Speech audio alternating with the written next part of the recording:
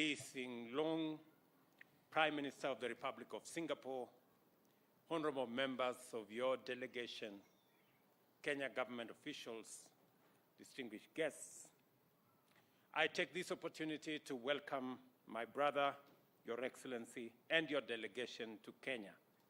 On behalf of the government and people of Kenya, please, by all means, feel at home while you are away from Singapore. Your Excellency, I know that COVID-19 delayed your visit to Kenya as originally scheduled, but I thank you for making this very first visit to Kenya. Kenya is happy and proud to host you, and your presence is a strong gesture of the friendship between our two people and Kenya and Singapore.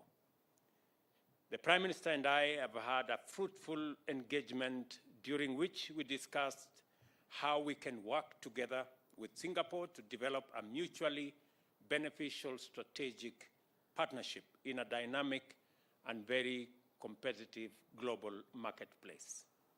We have agreed to develop a long-term strategic partnership between our two countries anchored on many sectors of our mutually beneficial relationship.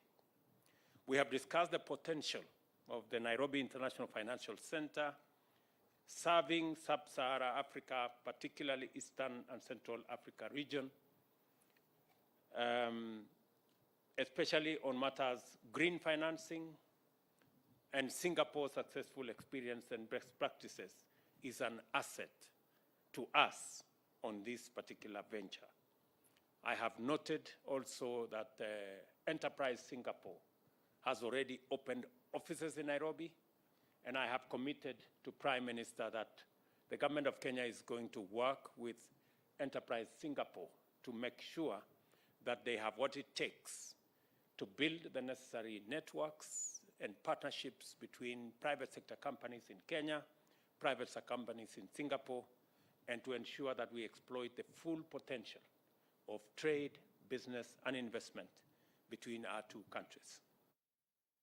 Digitization of the economy and government services in all sectors is an enabler for our bottom-up economic transformation agenda. We want to run an efficient and paperless economy and society. A collaboration between Kenya and Singapore, who have a history of innovation, is key, hence the inclusion of the ICT sector in our strategic partnership between our two countries. I am happy to inform you that His Excellency Loong and I witnessed the signing of 3 memoranda of understanding on ICT, which will facilitate cooperation on cybersecurity, digitization of government services, ICT capacity building, among the other areas. We also signed another MOU on skills development to facilitate collaboration in human resource capacity building for civil servants and students, particularly in specific areas that need to support a sustainable socioeconomic development priorities, especially the ones we have identified in Kenya. As we all understand, the Tibet space is the engine for providing the human capital necessary to assist us in driving our Vision 2030 and our economic development blueprint as a government. We have also agreed that the bilateral investment treaty signed between our two nations on 12th June 2018 be immediately operationalized. We further directed our respective ministers to conclude negotiations on avoidance of double taxation within the shortest time possible. And we believe this will spark and grow trade and investment opportunities between Kenya and Singapore.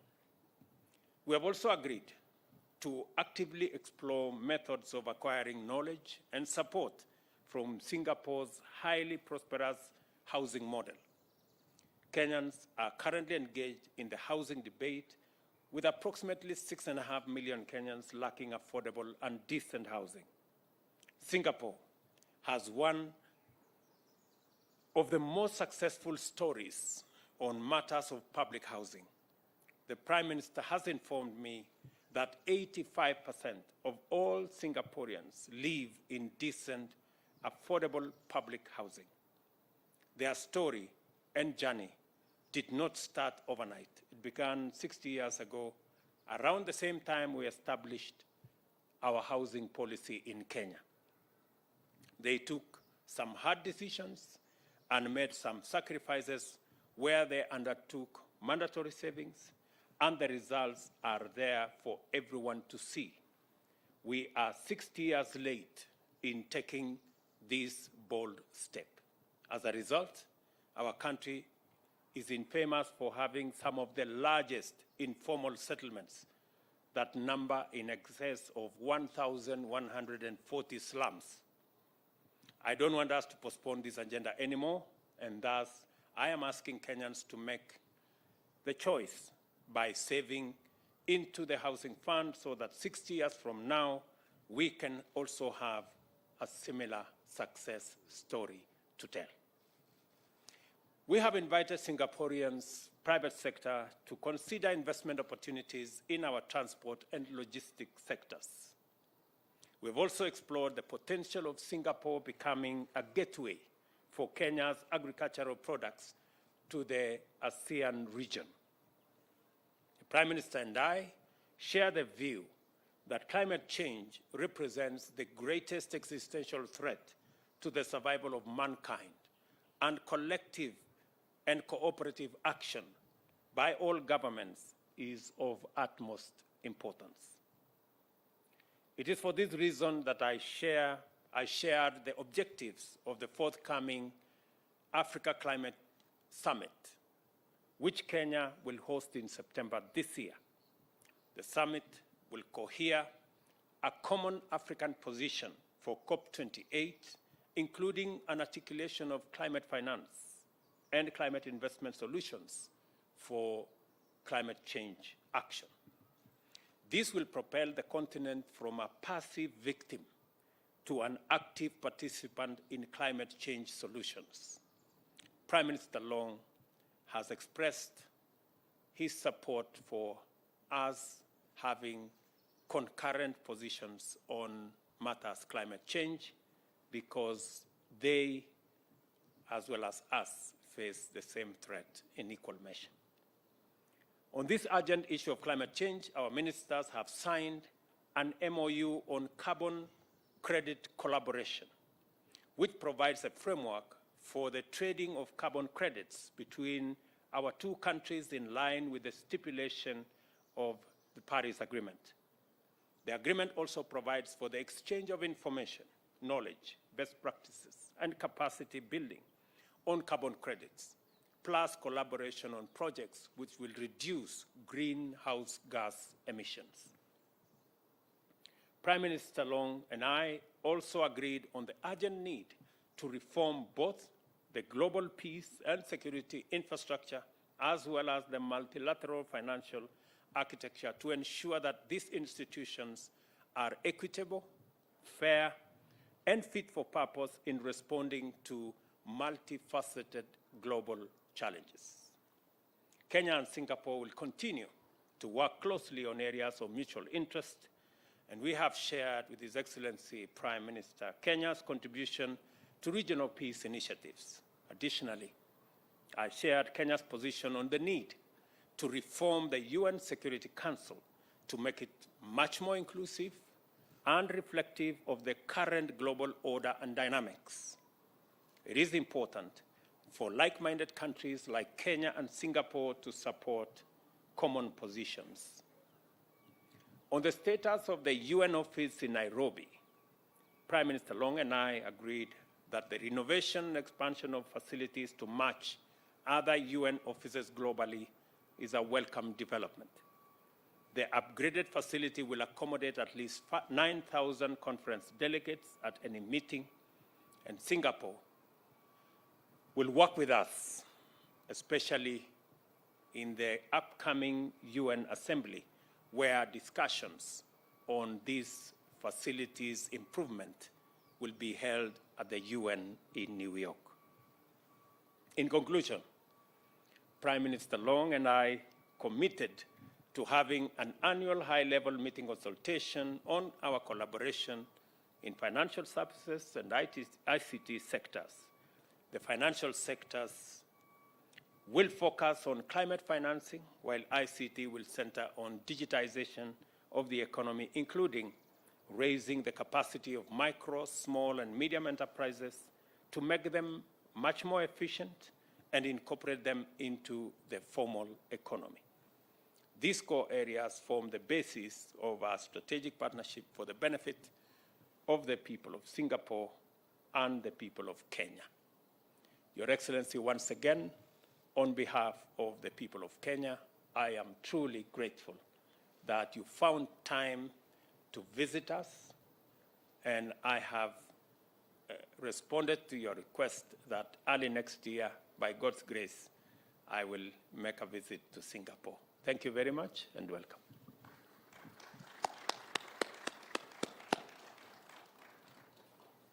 President William Ruto, ladies and gentlemen, good afternoon to everybody. Good afternoon. I thank President Ruto for his warm hospitality and his warm words. This is my first official visit to Kenya, and I'm delighted to be here today.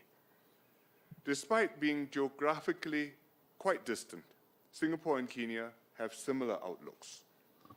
Our peoples share similar aspirations, such as inclusive growth, a high standard of living, ethnic and religious harmony, and good housing, healthcare, education. We share similar views on the challenges faced by the Global South. We both worry about growing geopolitical tensions, rising protectionism, threats to the multilateral trading system, inflation, pandemics, and climate change. We agreed that it was important that countries continue to work towards building linkages in the digital economy, cooperating on food, energy security, and sustainable development. The President and I reaffirmed the warm and long-standing relations between Singapore and Kenya. 2 years ago, we celebrated our 30th anniversary of diplomatic relations, and our two countries cooperate and exchange experiences in areas such as governance, public service administration, urban planning, and livable cities.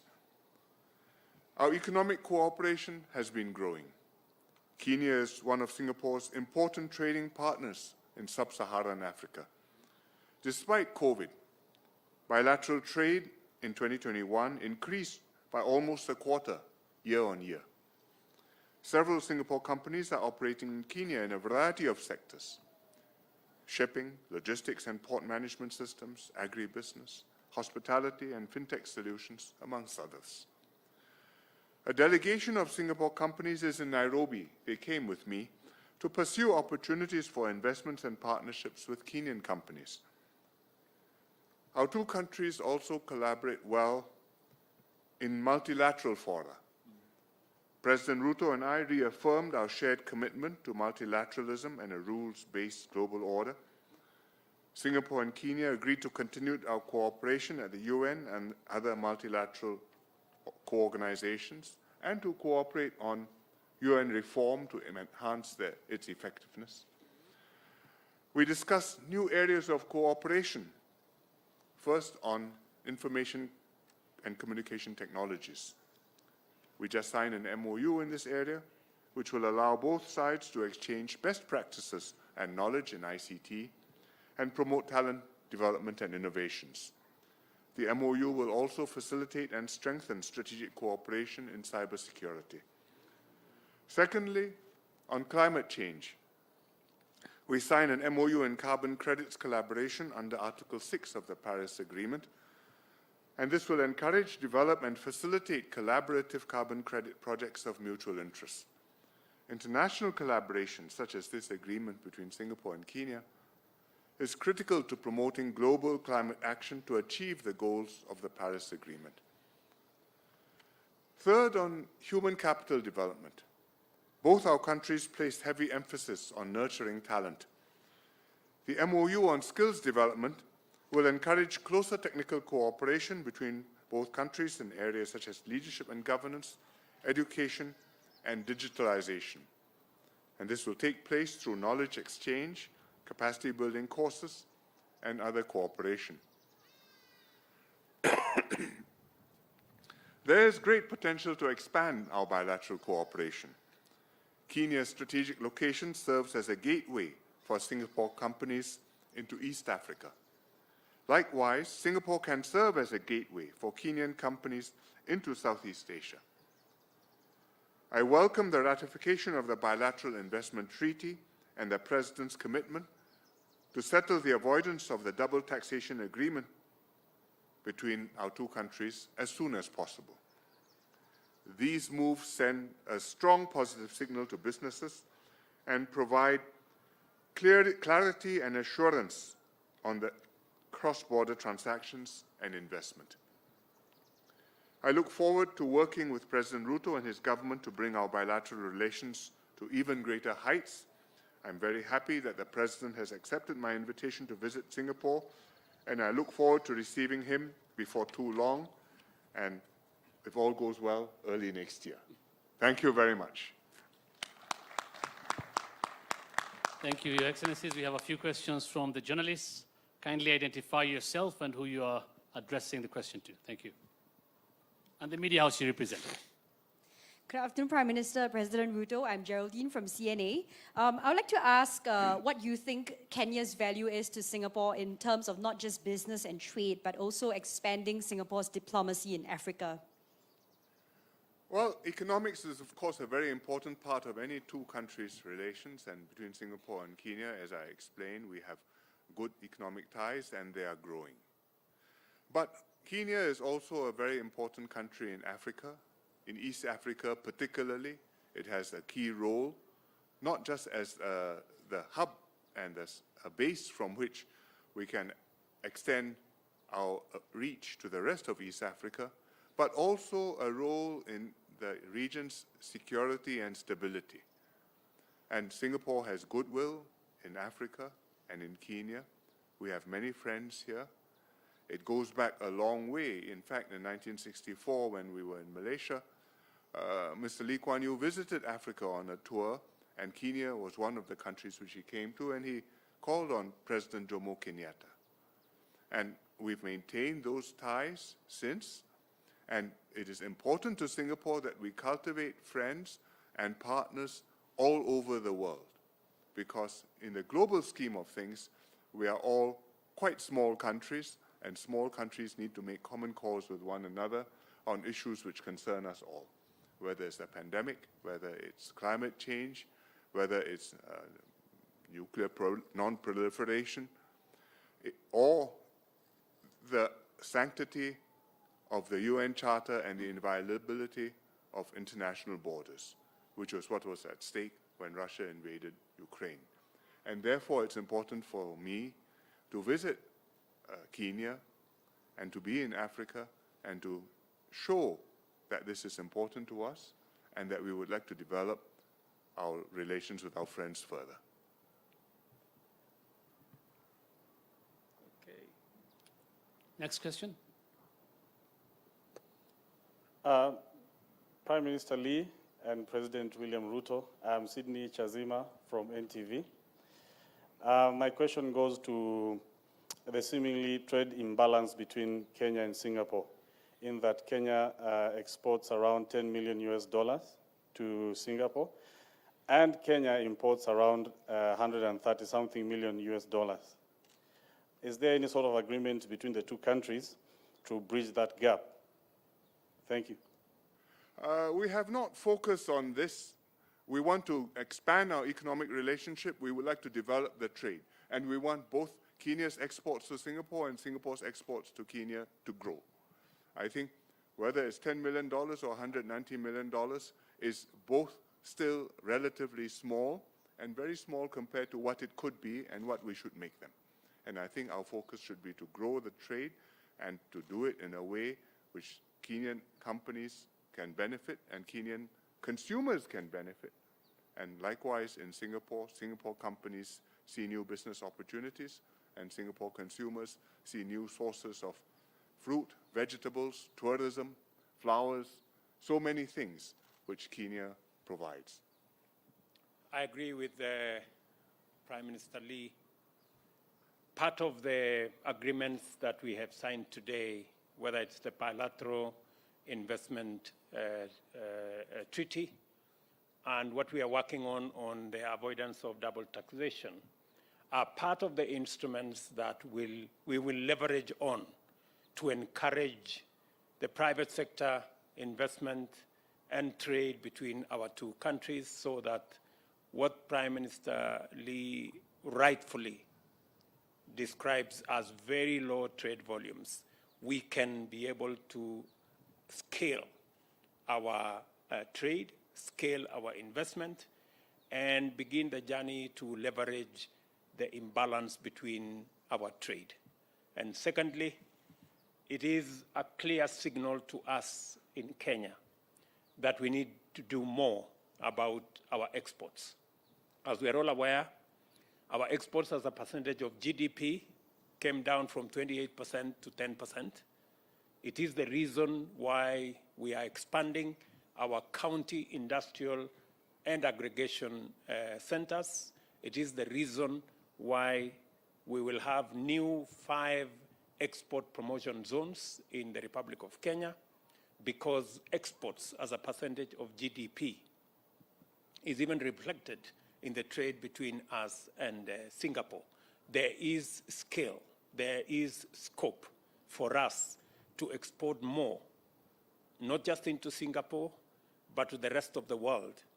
But value addition and agro-processing will play a big part of our ability to be able to export.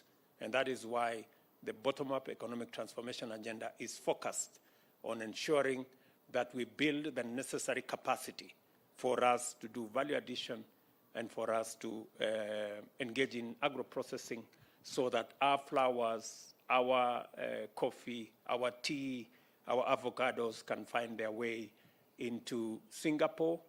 And I want to thank Prime Minister Lee for agreeing that Singapore can be the gateway into the Southeast Asia and the whole of that region.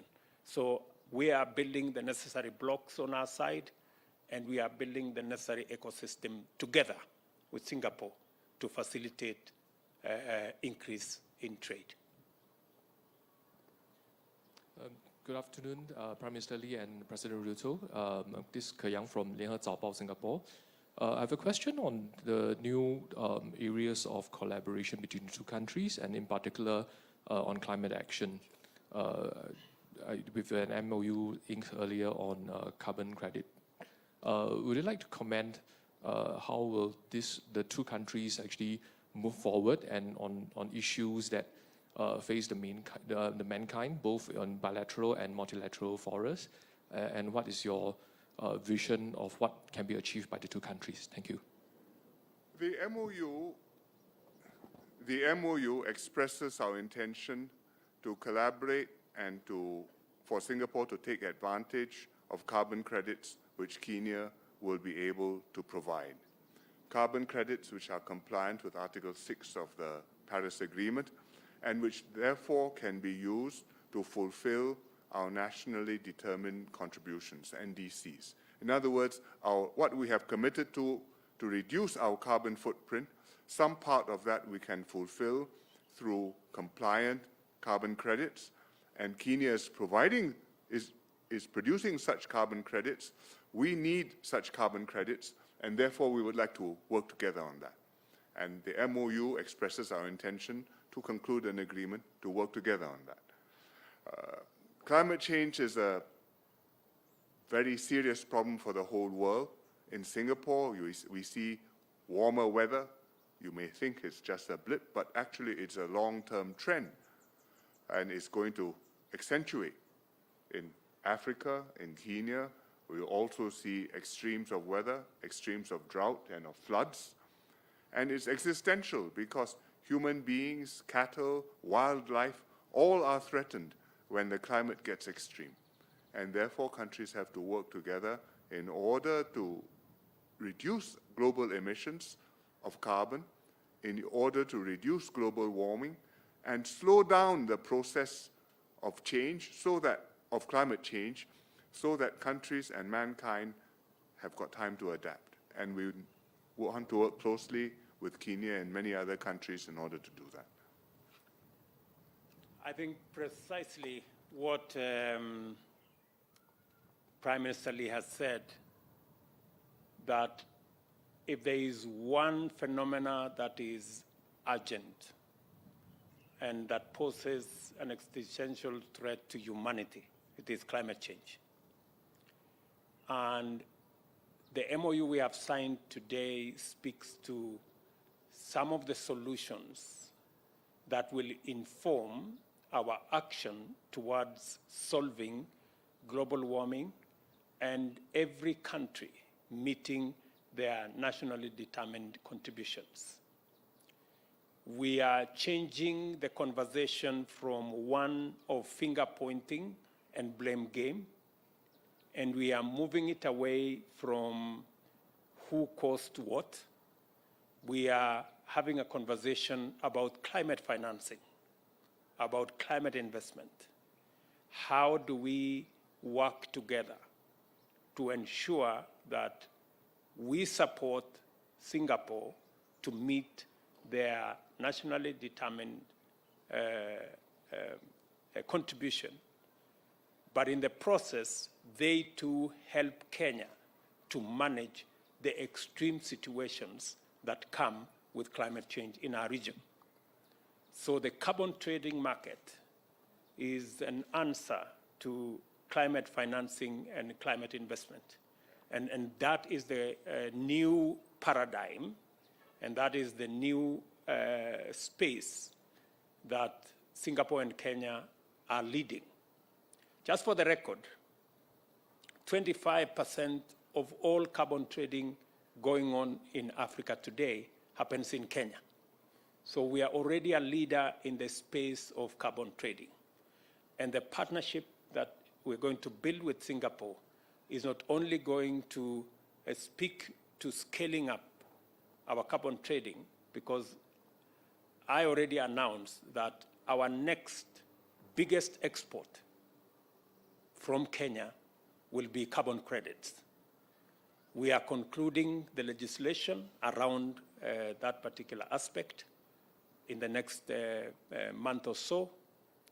I will be speaking to members of parliament to explain to them the opportunity that exists for our country in the space of carbon trading, so that we can work with countries like Singapore and others in the space of carbon credit and carbon trading. So that's the new language for the future, especially in the context of climate change.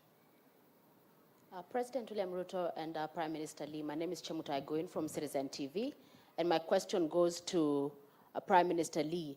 Kenya and Singapore were almost at par many years ago. 60 years later, while strides have been made in Kenya in dealing with the issues of ignorance, health, but there's still work to be done. What was the magic bullet that Singapore instituted to make the strides it has made and lessons that Kenya can pick? Thank you. I don't think there is a magic bullet. I think it depends on circumstances, on the history, as well as on the environment which you find yourselves in, and what you're able to mobilize from the population in response. We are a very small country. The land area is very small, 700 square kilometers. The population is very small. At the time we became independent, 1.5 million, now less than 6 million people, and surrounded by countries much bigger than us, and needing to make a living, do or die. No resources, no natural endowments, no inherited wealth. And that generation of people decided that they would make a go of it, and we, their children and grandchildren, are the beneficiaries who have tried to continue to make a success of it. And fortunately for us, our forefathers' efforts worked, and our economy took off. And Singapore has been able to earn a living for itself. I think every country has got a different path, every country has got different challenges, every country deals with them in its own way, and Singapore hopes to work with them, win-win, mutually beneficially, to help them to progress and to be part of one stable world where we can live in peace with one another and human beings can fulfill the human spirit. I think Prime Minister Lee is being modest. I think they made many correct decisions, which as Kenyans we can benefit from learning. And they are less endowed than us. They have less much of a country than we do.